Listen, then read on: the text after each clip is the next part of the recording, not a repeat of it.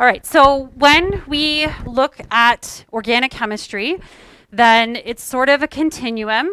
And this note, if you happen to look at it, is quite a bit longer than the rest of them. And the reason for that is the fundamentals we talk about today will be the same. We're going to build on them in each of the different families. So the next lesson is alcohols and ethers. Those of you that have taken or are taking biology, you would have talked about hydroxyl groups and ether linkages. So that's, what we're going to do next. But we have to look at the parent, sometimes it's called, or the base of all organic molecules, which is, of course, carbon connected to each other, and then the hydrogen to round out the 4 bonds for carbon. Okay? So if the simplest type of organic compound contains carbon and hydrogen atoms only, no oxygen, no nitrogen, nothing else, then these molecules will be non-polar. And this is part of the problem. So non-polar molecules do not dissolve in water, which means then that they do not disappear in the environment very easily. But then you might argue, well, if it could dissolve in water, then it would just appear in water, like microplastics and things like that. So there are many natural organic compounds and many synthetic organic compounds. And synthetic organic compounds were very, very popular. People were very, very excited about them. And then now we're realizing, now what do we do? Okay, for lots of different reasons. So some of you will have a molecule that is a medication. Some of you will have a molecule that is a molecule inside our body, like dopamine and serotonin, hormones or neurotransmitters. And some of you will have toxic molecules like oxycodone and Adderall and pesticides and herbicides. So because of our makeup, that we are carbon-based, then we can be influenced by these compounds. Okay? So when you have an organic compound, so those of you that have started the assignment, it says you probably Googled the IUPAC name. And the IUPAC name was probably very, very, very long and complicated. So then what happens is when you have a humongous molecule, and organic molecules can get very large, then you have what we call a common name. So the name for that people would know the molecule of morphine, for example, is not its IUPAC name. IUPAC stands for International Union of Pure and Applied Chemists. So what that means is if you are a chemist in Canada and a chemist in a country in Africa, for example, then you'll be able to follow the same system and name the same molecule. So when you use the IUPAC system, which is what we are going to do in class, then you have to make sure the number one rule in organic chemistry is how long is the carbon chain. And sometimes we call that the parent chain. In biology, sometimes you use the letter R to represent the parent chain because, again, sometimes the parent or the main chain can be crazy large, crazy long, which makes it difficult to draw on a piece of paper. Okay? So then as we go through the unit, we'll look at a few things today that you can attach to the main chain. And then as we go along, each of the lessons essentially is a family. Okay? So alcohols are a family, ether, family, aldehyde, family, ketone, family. And we'll look at how the molecule is different. One of the unique things about organic chemistry is that normally when you're asked to write the formula for something, say sodium chloride, you would write NaCl. But this time we are going to draw the molecules. We care more about how it's arranged than how many carbons and how many hydrogens. So it does say, for example, in the alkanes, it says what the general formula is. But I'm not going to ask you for that. All I want you to do is choose the structural formula you like best and draw the molecule, because we want to show how these molecules look the best we can on a piece of paper. So this is vital to determining the longest straight or parent chain. So some of them are going to be terms, I guess, that you're familiar with. So a pentagon has 5 sides, pent is 5. Some of them won't be. So meth is 1 carbon. So we talk a lot about methane, that it's natural gas. The reason it has the name meth is because when you have a carbon chain with only 1 carbon, you use meth. F is 2, prop is 3, bute is 4, and then pent and hex and oct, they make sense, 5, 6, and 8. Sometimes people will write sept instead of hept because in French, 7 starts with an S. Try really hard not to do that, okay? And then known and dec are 9 and 10. And those ones are sometimes the trickiest to remember because they are the least common types of molecules. So then I think they're the easiest, or that they're the least practice you get. And so then you just don't remember those as well. Okay?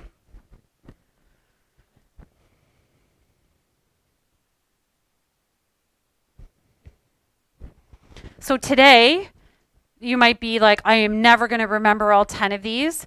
But again, once we do every single day, every single lesson, we're going to use these. By the end of the unit, if you don't have these memorized, then we have bigger problems. Okay, so the fundamentals today, we're going to use them every single day.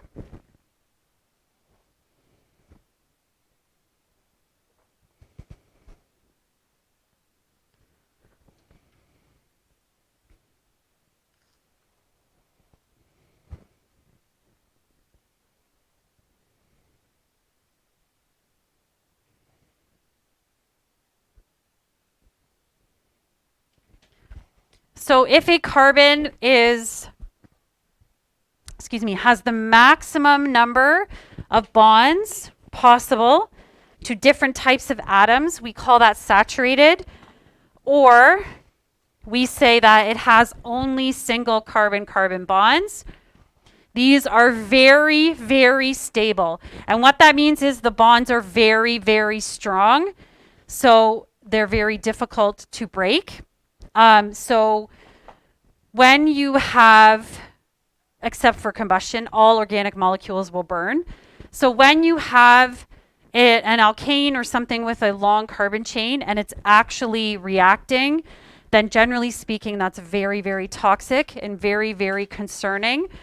So even something like acetone, that's its common name. We'll talk about what it really looks like later, but it's an organic molecule, and even the smell of it is a pungent odor.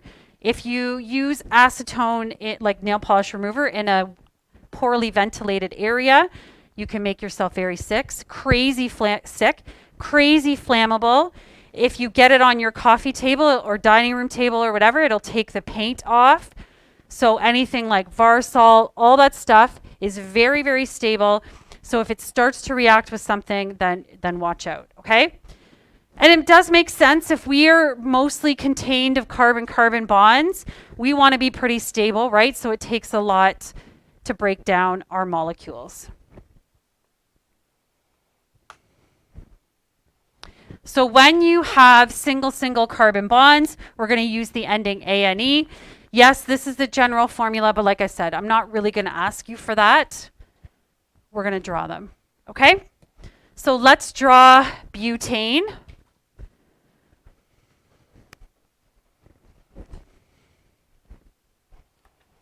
How many carbons is bute?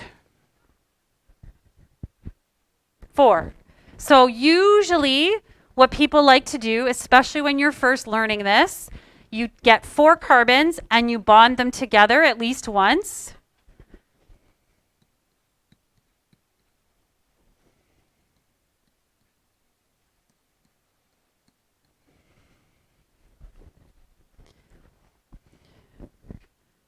And then you take a look at the ending. ANE means single bonds.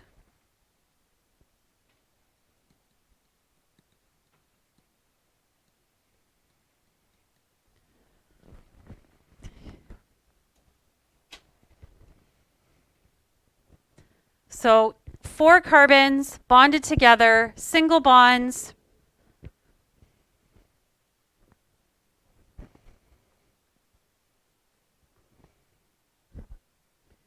We have taken care of the bute and the ane part of it. However, is carbon filled or happy? So we do have to follow some of the old rules. How many valence electrons does carbon have? Pardon? 4. So that means that we need to have 4 bonds around each carbon. And right now, we do not have that. So once you've got your parent chain, then you're going to fill in what's left. So there's nothing in front for now. There's nothing in front of the bute. So we have to fill in the 4 bonds. And what we use are hydrogens. So when butane is formed, then the carbons would bond together and the hydrogens would fill up the bonds. Okay? So this carbon at the end has 1. I'm going to draw 3 hydrogens then. The carbon beside it already has 2 bonds, so I'm going to draw 2 hydrogens for 4. Same with the next carbon. And then the carbon on the end needs 4.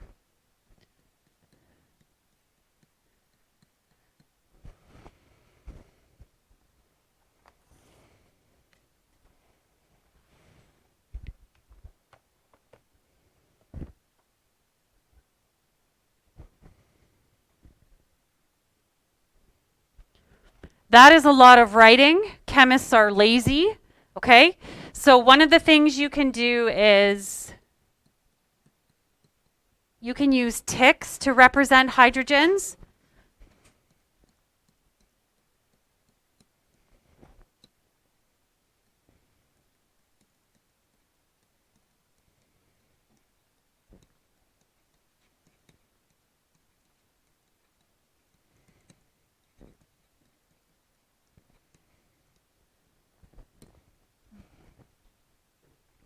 So that's a little bit less writing. But you can also do what's called condensed.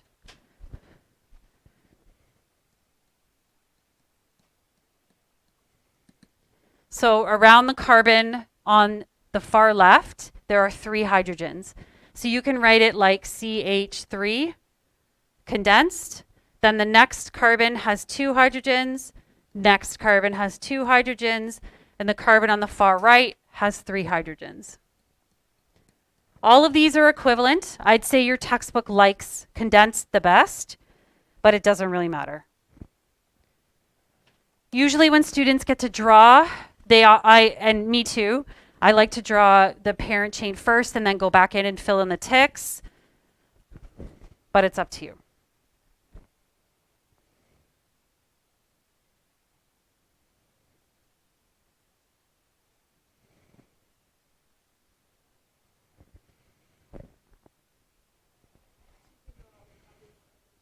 Yes.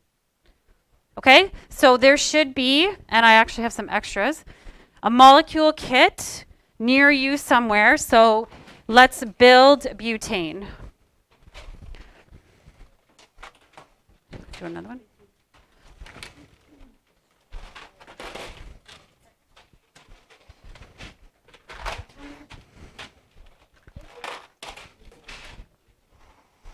Oh, so use the black atoms to represent carbon, and then the white atoms represent hydrogen, and use the short sticks. Purple or gray doesn't matter. Those represent single bonds. So 4 carbon atoms connected to each other, and then fill in with white atoms.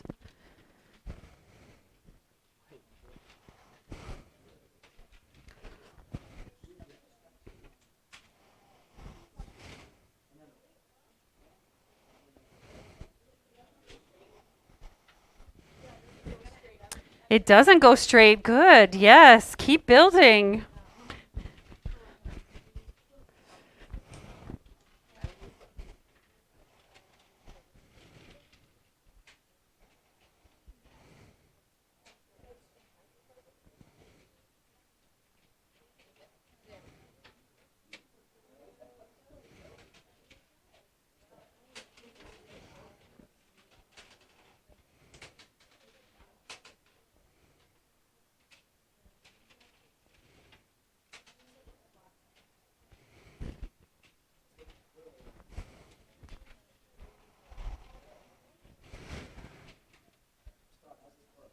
Wonderful.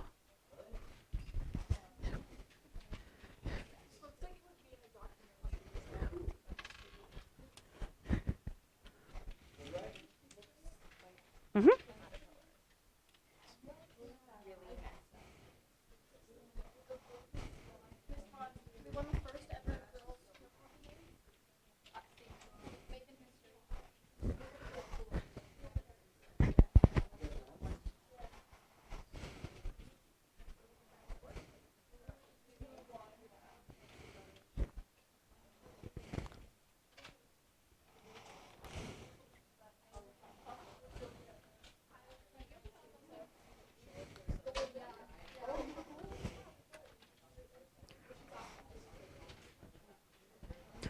Okay, so is your molecule straight? No. And so the reason for that, if you had one carbon, you don't have to take it off, but one carbon makes a tetrahedron, right? We did that the last unit. So when you put them together, because of the bond angles, you're going to get tetrahedron, tetrahedron all the way down the chain. So then it almost looks like a zigzag. So the last form that you can use, but you don't have to, is called stick. And the stick formula is it's not simple, but it's as bare bones as possible because chemists are lazy. Okay, so you have, essentially, we're going to draw to represent this, a zigzag.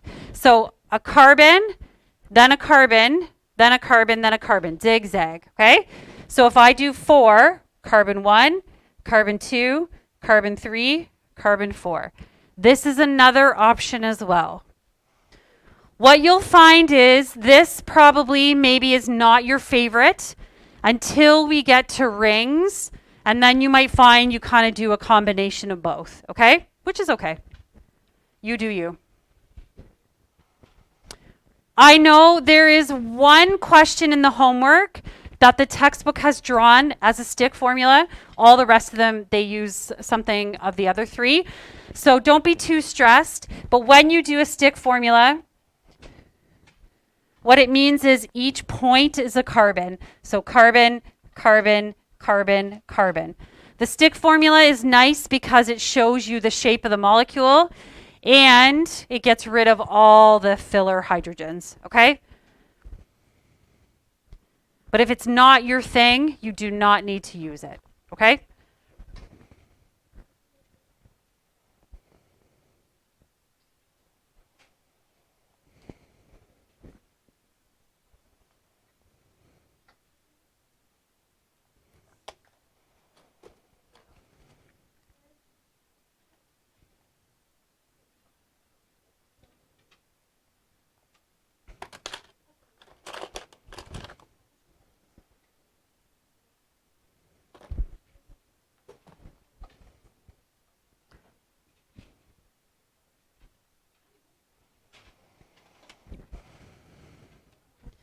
Okay, just set your molecule aside for a second.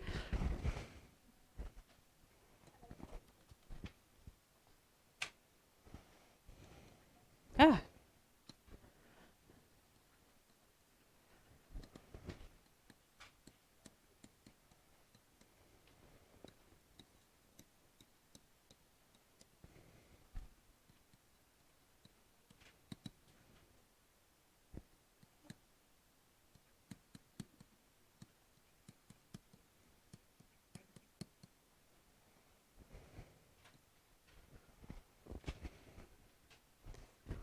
I would love a volunteer.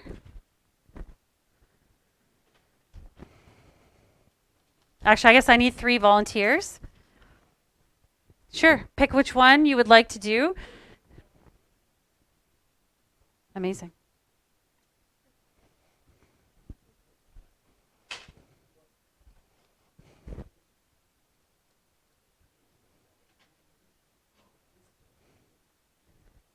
Okay, do I need to take them away?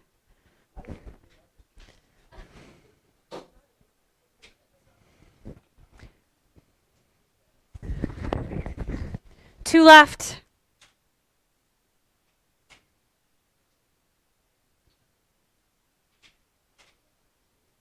Yeah, good one. Come on down.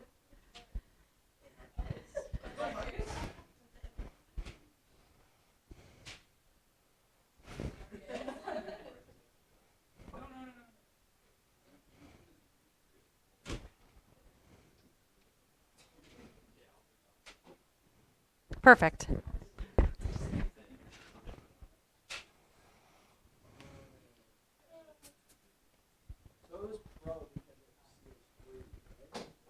No.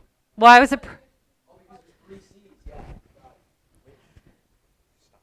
Whatever you like.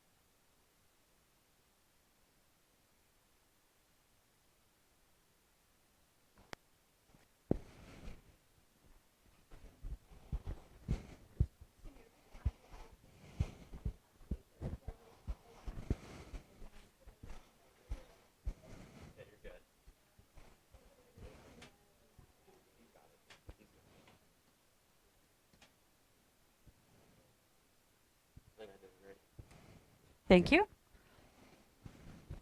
Wonderful. 1, 2, 3, 4, 5, 6. Wonderful. And they use different strategies, which is perfect.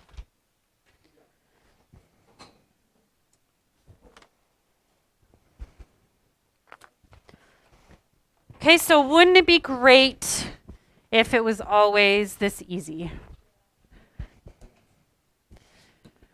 Okay, so what happens sometimes is then you have stuff that's actually added to the chain. Okay, so one of the things you can add are other carbon chains. So I heard someone mention biology. Sometimes they talk about methylation, like adding methyl groups. So what that comes from is what we're going to do next. So the number 1 rule in organic chemistry, always, always, always, is counting the longest chain. So then what happens if you count the longest chain and there is something that looks like it's off the chain, or technically it would be like at a right angle to the chain, then what happens is we call that a branch. So if you have, say you had this, 1 carbon,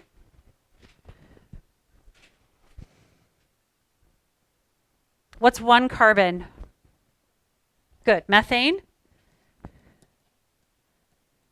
Okay, if it's attached to a parent chain or a longer chain, we can't call it methane anymore.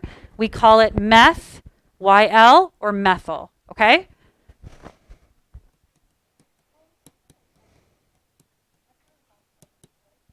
Yes.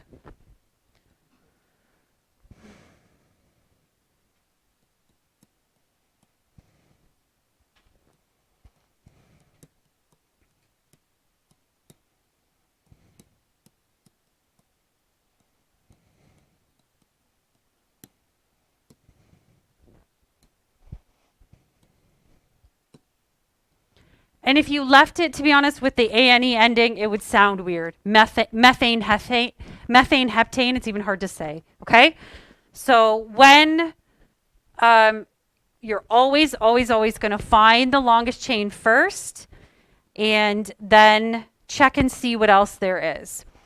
So because carbon chains, organic molecules, are very unreactive, then there is actually not a lot of things that can be substituted on the chain. So, for example, and we are dealing with covalent compounds, nonmetals. So the most reactive nonmetals are halogens. So that is one option.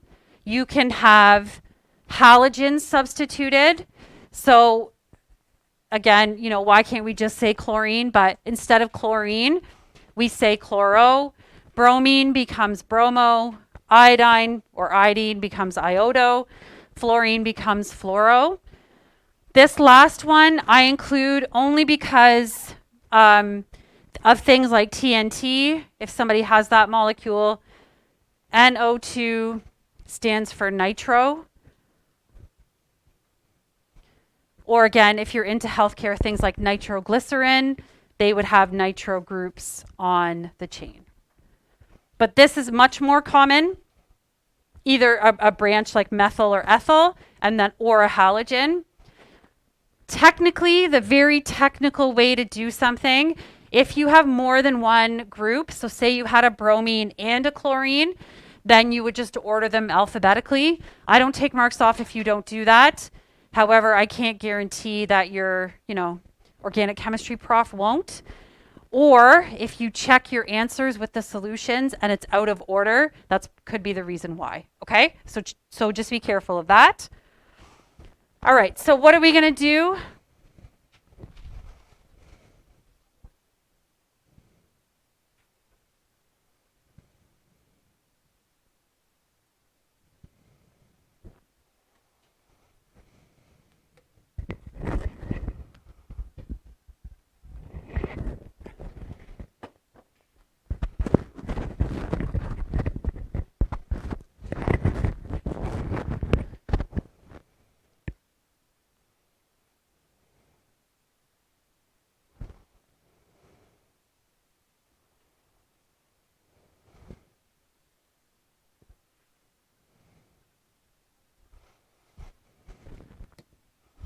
Okay, so what are we going to do?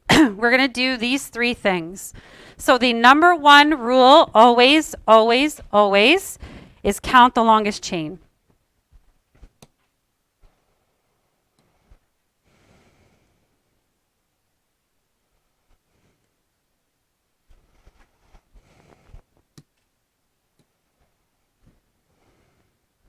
Some people like to circle the longest parent chain. So you're lucky the new book is brand new. No one should have done that. But if you happen to take a look at the old textbook, then sometimes people will have written in it. Please don't do that in the new books, okay? But that is a strategy you can do on your own piece of paper. So when I made the solutions, sometimes I redrew it and actually did that, okay? So let's say we have something like this. Oops.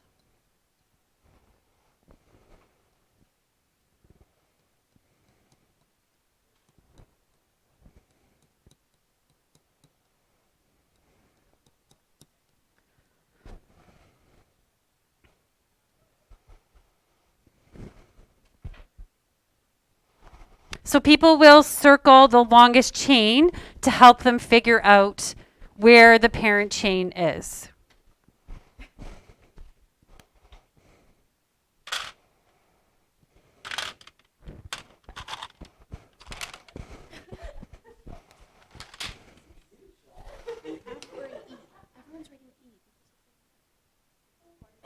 I think it's an E.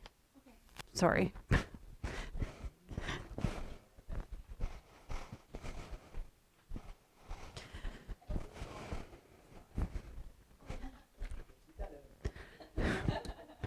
Okay, so because this is a video, I can't point, I have to draw. So don't draw this yet. But when you're counting the longest parent chain, then when you have to name something, you're sort of at my mercy, okay? So students usually prefer to draw because watch what you can do. So we are English readers. We usually start on the left. So if you start on the left, you would go 1, carbon 1, 2, 3, 4, right? You could also go 1, 2, 3, 4, and still have a chain. You could also go 1, 2, 3, 4. And it's a continuous chain. I haven't picked up my pencil yet. Sometimes when we get more complicated molecules that have rings in them or double bonds, then the parent chain will be a little bit more obvious. But when you have something like this, you want to make sure that you check all the directions, okay? The second thing we have to do, or the third really important rule, is saying where the group is added. But for now, no matter what way I count, the longest chain I'm going to get is 4. So I'll circle the 4 in a row. Make my life easy. Okay, so number 1, what is 4 carbons?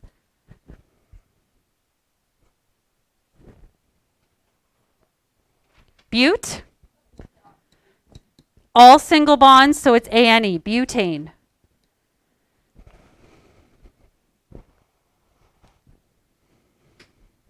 So some people like to circle because then you can, step number 2 is easy to do. What is left over? It's this little group here. And we don't care about the hydrogens. How many carbons are left over? 1. And what's 1? Meth. Okay?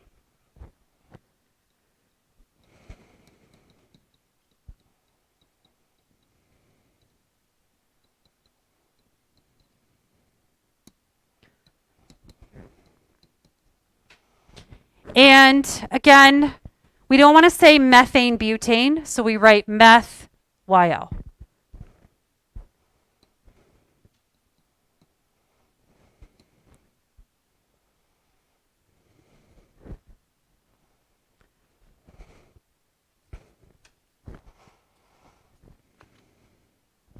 Okay, so naming is not a crowd favorite. But if you think about if you went to draw this, if it just said methyl butane, you would draw the 4, the bute, and then you would go to draw the methane, and you would be, or the methyl, and you would be like, where does that go? So that's why we have the third step.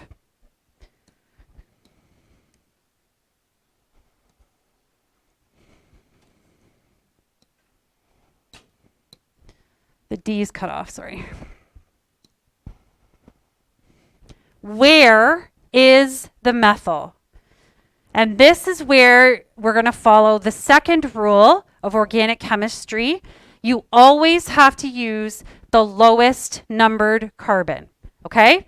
So I have drawn this a particular way on purpose.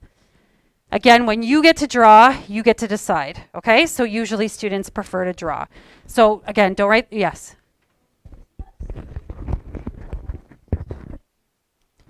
One, two, three, 4. So this is a condensed way. Some people don't like it. You can use ticks. Yeah. Okay, so don't write this down. When you count from the left, which is what people like to do, this would be carbon number 1. This would be carbon number 2.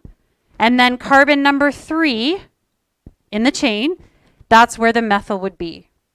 But if we go this way, right to left, this would be carbon 1, and this is carbon 2 with the methyl. So, which is lower? Putting it on number 2 or putting it on number 3? 2.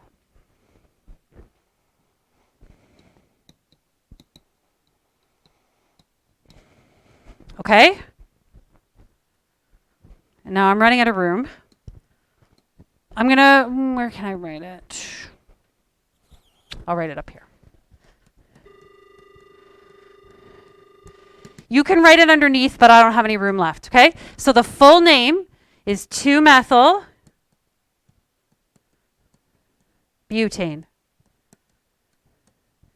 So the parent chain is but, 4, ANE, all single bonds. On carbon number 2, there's a 1 carbon.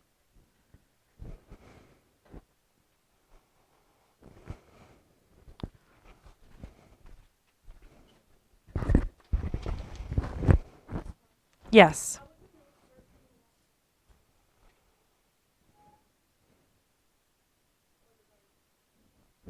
You always want to do the lowest number. So if you started on the left and went 1, 2, 3, then it would be on number 3. So then you would have to check, okay? Now I have to check counting from the right. 1, 2. Okay. Yes. Yes. Another way to think of it too, when you look at this blue molecule, some people think of it as like what side is busier. So if you look, okay, this is sort of more on the right-hand side. I'm probably going to go from that way. We'll do more examples. No. Either draw or name. Good question. Okay, so can I switch? We're going to do more examples, okay? We're going to do a nasty one.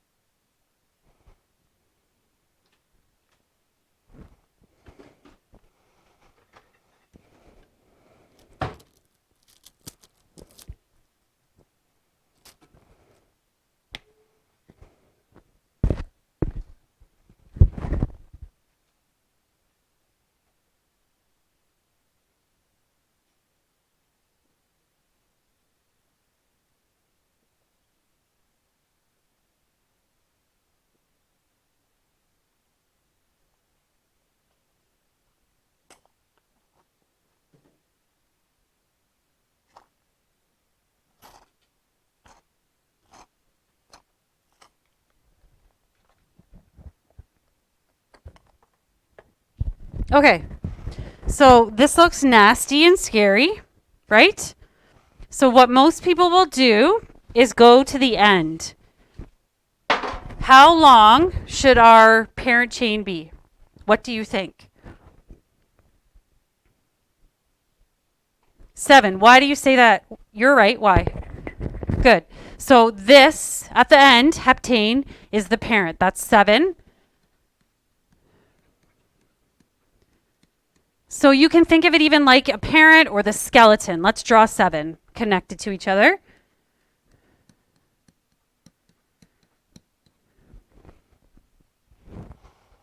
And then we're going to add stuff to our chain. So what I recommend that you do, because there are so many things, and this is a really nasty question, but there are so many things we have to put on this chain. So what I like to do, I like to number them so that I know what's what. Okay, so you decide. Now, some people will like to be fancy and start from the right. I'm not fancy. I like to start from the left. So I'm going to call this carbon 1, 2, 3, 4, 5, 6, 7. It doesn't affect anything except it's going to help guide my answer. So the bromo and the chloro and the ethyl have been ordered alphabetically, okay? So on carbon 5 and 2 on carbon 6, there are going to be bromines. So I snuck in something here as well, this tri. What that means is there's 3 bromines, okay? What's more important is the 566. So if you forget the tri or di for 2, I won't take marks off. What's more important is that on carbon 5, there's a bromine.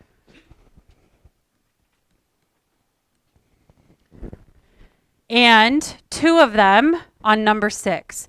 So I'm going to draw 1 in the top and 1 in the bottom.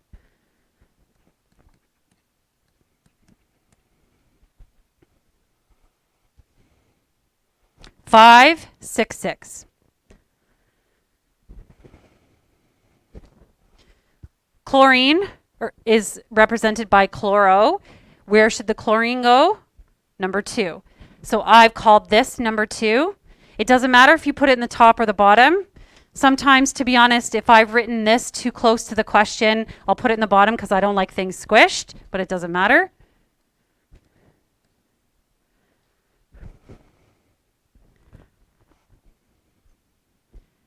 And then on carbon number 3, it says ethyl. How many carbons should be in an ethyl chain? What's eth? 2?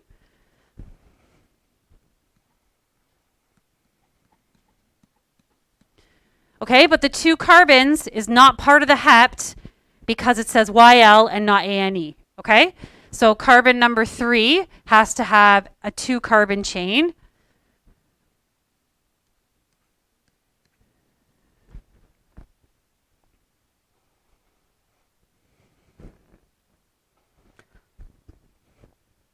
And then you should make sure that everything is full.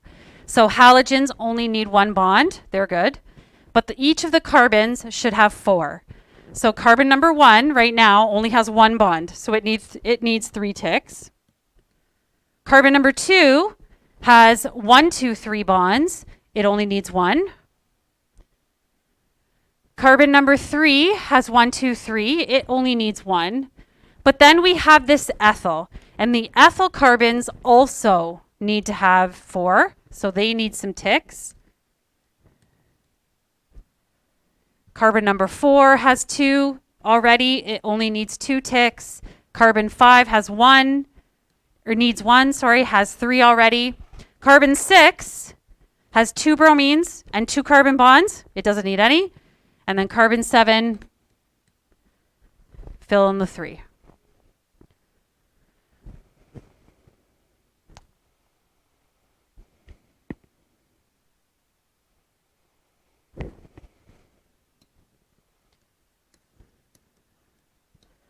I'm going to show you one nasty one because your textbook likes to draw something like this. I generally speaking try not to do this, okay? I promise.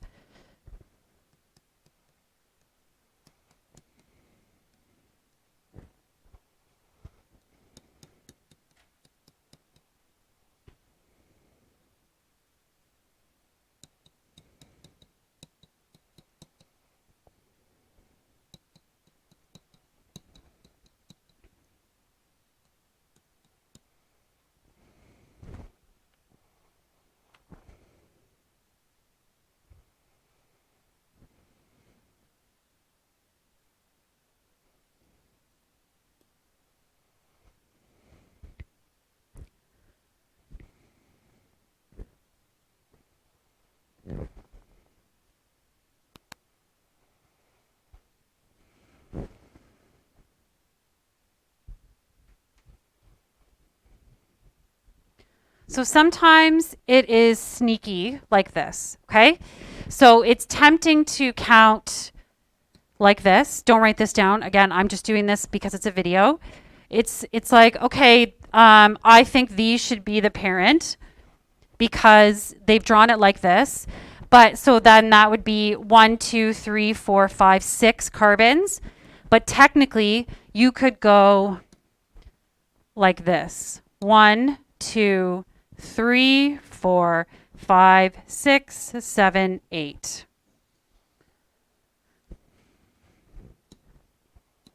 Okay, so this is sneaky. Something sneaky your textbook does. And then, so now, when you're going to try to figure out how to count, this right-hand side of the molecule has nothing for a long time. So then probably you're going to start counting on the left side. 1, 2, 3. Carbon 3 has a fluoro.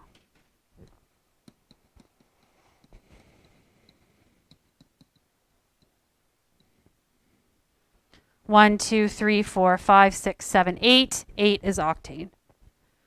And if you wrote fluorine instead of fluoro, I wouldn't take marks off.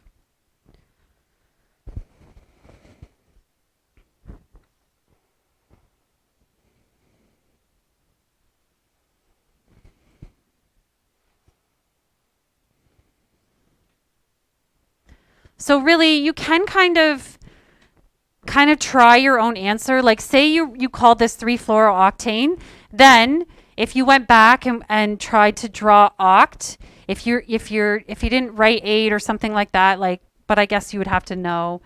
But you can kind of check and make sure, I've done something correct, hopefully. Tomorrow, because it's a PA day, I'm hoping to get as far as we possibly can so that you can practice tomorrow. And then have less homework on Wednesday.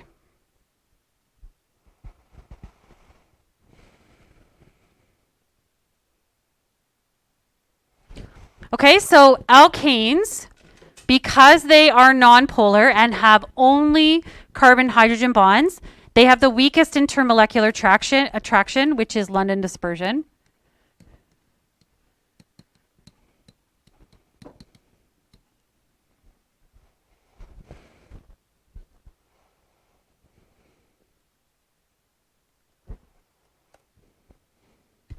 And in unit number 1, to check for London dispersion, you had to count the number of electrons. It's actually even easier in this unit.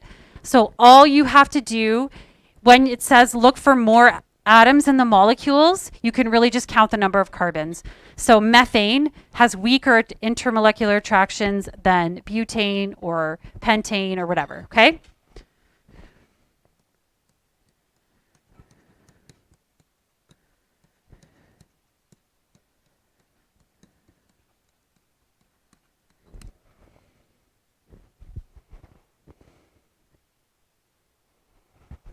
And the carbon-carbon single bond is very strong. The only reaction that is readily, let's do this, is combustion, okay? So it's a good life lesson. All organic molecules will burn. So when we do the reactions lab next week, we actually have to use the hydrochloric acid that comes from the supplier. So it is so reactive, we have to use the fume hood because the reactions themselves are very, very difficult to get them to work. So we try to do what we can to make it work in 75 minutes, right? That's all we have.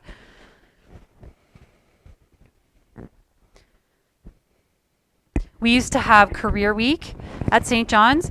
And so one time I had a pharmaceutical chemist come from a company in Brantford, and he said that he was, organic chemist as well.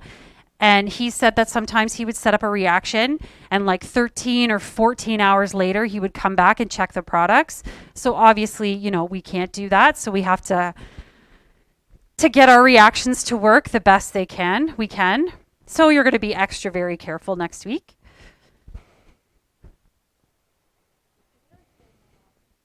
Friday. Mm-hmm.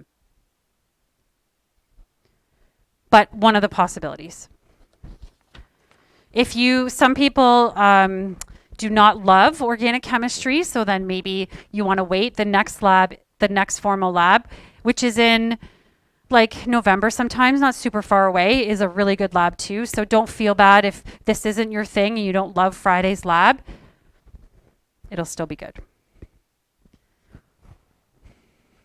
Okay, so the next change that we can make is something called a ring or a cycloalkane.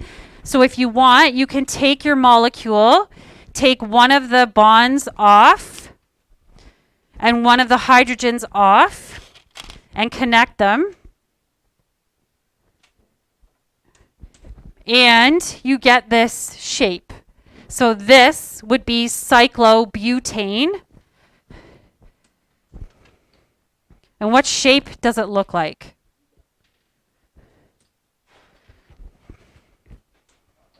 What shape does it look like? A square, yes. So the good thing with these is that they look very unique.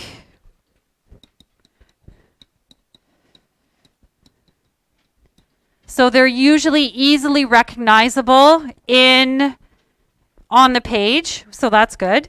And you can even feel it when you go to put them together, that now you're putting the molecules and the atoms so close together that what happens is they don't want to be like this. They're actually a little bit more reactive because they want to break apart. Okay, so you can feel it, that it's like I got to push this together.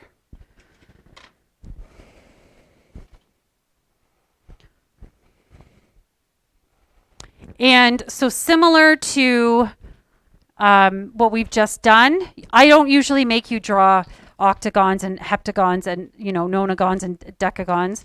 Usually the highest you'll see is 6, but you could do, it has to be at least 3, like a triangle. You could have cyclobutane, cyclopentane, and cyclohexane. And then you can have them as a branch as well, and you would change the ending to YL. So just like I said in the beginning, we're going to do the same sort of thing over and over again.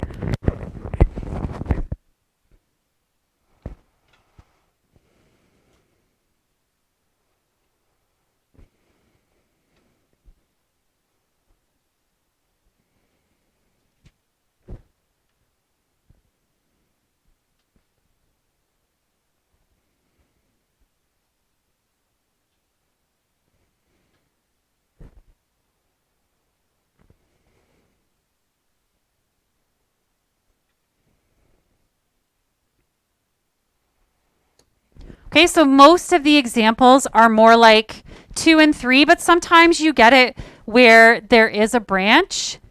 This is a terrible triangle.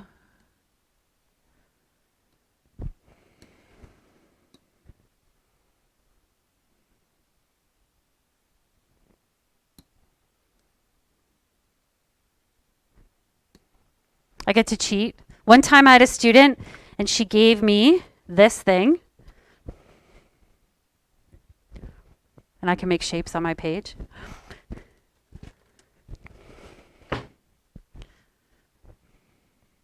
Okay, so we're still going to do the same thing, count the longest chain. But again, now it's more obvious. You have to make sure you don't count the ring as part of the chain. So don't write this down. We're not going to do this. 1, 2, 3, 4, 5, 6. We can't do that. We have to just count the longest parent chain. So again, I don't know why I love butane, but this is butane. And then now we're going to count from the left. So this is on number 2.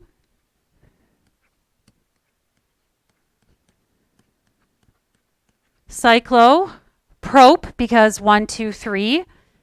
And then we change the ending to YL.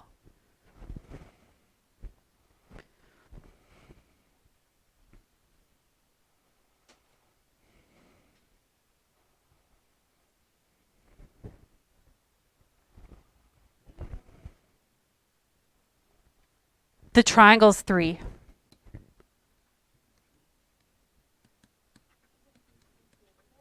Yes, this is 4. 1, 2, 3. So the parent is but, and then the ring, the cyclo, is prop.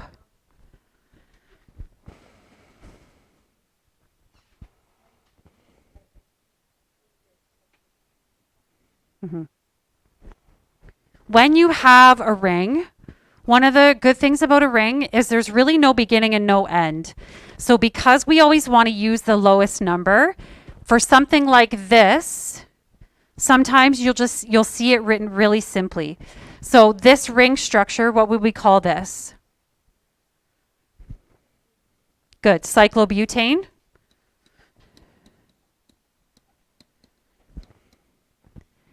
And when there's only one group on it, so how many, what's this? 1 carbon? Methyl. So because this has to be number 1, then some people will just write it with like this, methyl cyclobutane. If you don't want to get out of the habit of writing the numbers, you can write it in.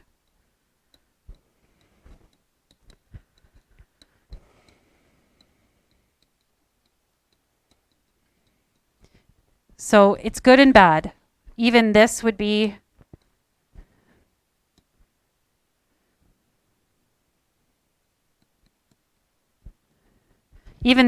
the same. It's just flipped around, okay? No beginning and no end.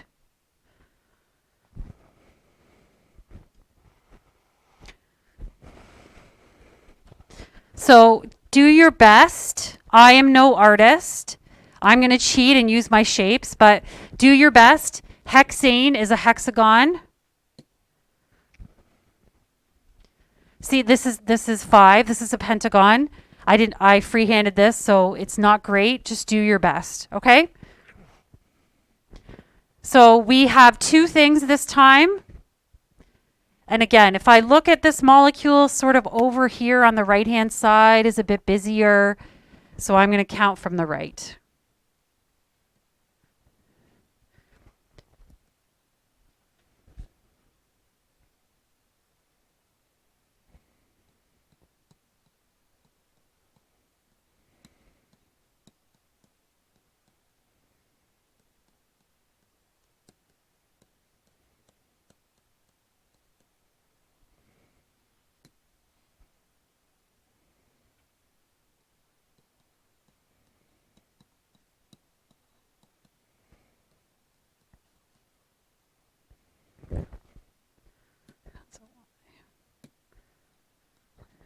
So try your best for alphabetical order, but again, if you don't, I won't take marks off.